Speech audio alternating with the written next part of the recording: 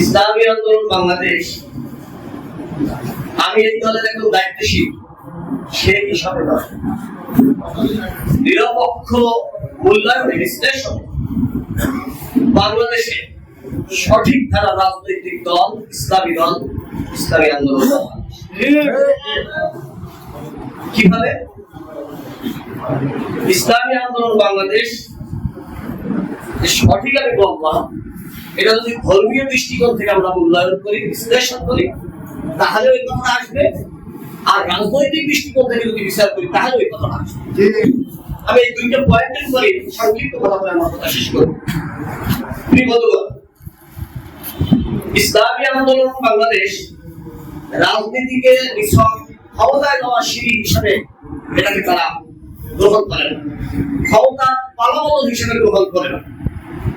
রাজনীতির জন্য ইসলামী আন্দোলন রাজনীতি করে না, বরং রাজনীতিকে ইসলামী আন্দোলন বাংলাদেশ ইবাদত করে। ইবাদতের একটা অংশ, একটা পার্ট হলো এই রাজনীতি। যেমন রমজানের রোজা রাখা একটা ইসলামের একটা পার্ট, জীবনে একবার হজ করা ইসলামের একটা পার্ট, হালালভাবে ব্যবসা বাণিজ্য করা ইসলামের একটা পার্ট, একজন মুসলিম আরেকজন মুসলিমের সাথে দেখা হলে তাকে সালাম বিনিময় করা এটা আমার ইসলামের একটা অংশ। মুসলিম রীতিনীতি অনুসারে আল্লাহ প্রদত্ত যে বিধান সেই অনুসারে উত্তরাধিকার বল করে এটা ইসলামের একটা পার্ট। বিবাহটা ইসলামের রীতিনীতি করা ইসলামের একটা পার্ট। ব্যবসা বাণিজ্য ইসলামের রীতিনীতি করা এটা ইসলামের একটা পার্ট। ঠিক আমি একজন দেশের নাগরিক হিসাবে কোন দল করবো, কোন নীতিকে সমর্থন করবো, কোন দলের পিছনে হাঁটবো, বাংলাদেশ কোন নীতিতে চলা উচিত, একজন ইসলামিক ব্যক্তি হিসাবে আল্লাহর একজন বান্দা হিসাবে কাকে সমর্থন করা উচিত সেটা আমার ভাবা উচিত। এই ভাবার থেকে, এই ভাবনার থেকে, এই চিন্তা এবং চেতনা থেকে যেই দলটা আমার করতে পারে তার নাম হলো ইসলামী আন্দোলন বাংলাদেশ। ইসলামী আন্দোলন বাংলাদেশ তাকে ইবাদত করে।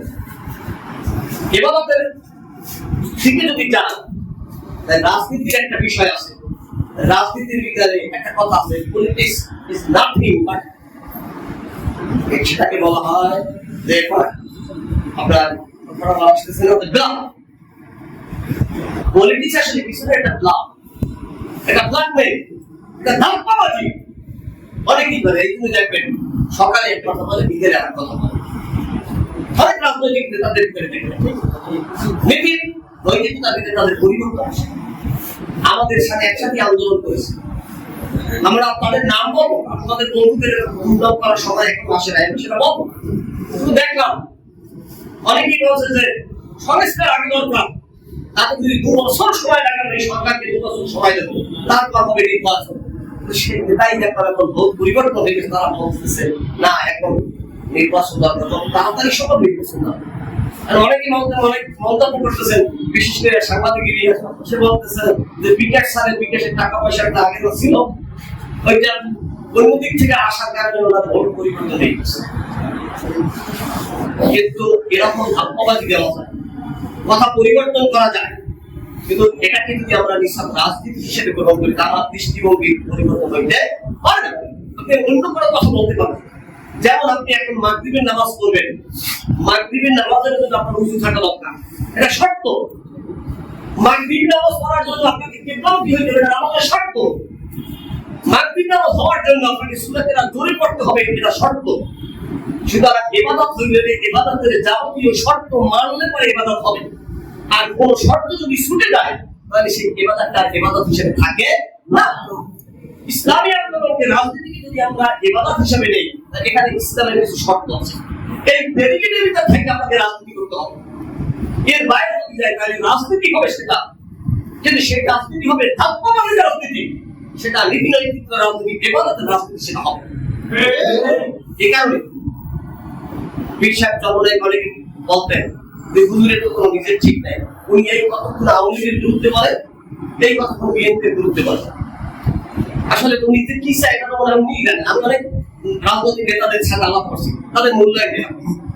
তা আমি তাদেরকে বলি আসলে পীর সাহেব জগন্নাথ কি চায়, তার দৃষ্টিভঙ্গি কি, তার দর্শন কি, বাংলাদেশের সমাজ ব্যবস্থা পরিবর্তনের জন্য পীর সাহেব জগন্নাথ কোন আঙ্গিকে পরিবর্তনটা আনতে চান, আসলে তাকে আমরা স্টাডি করতে পারিনি, তাকে বুঝতে পারিনি, তার দর্শন আমরা আয়ত্ত করতে পারিনি।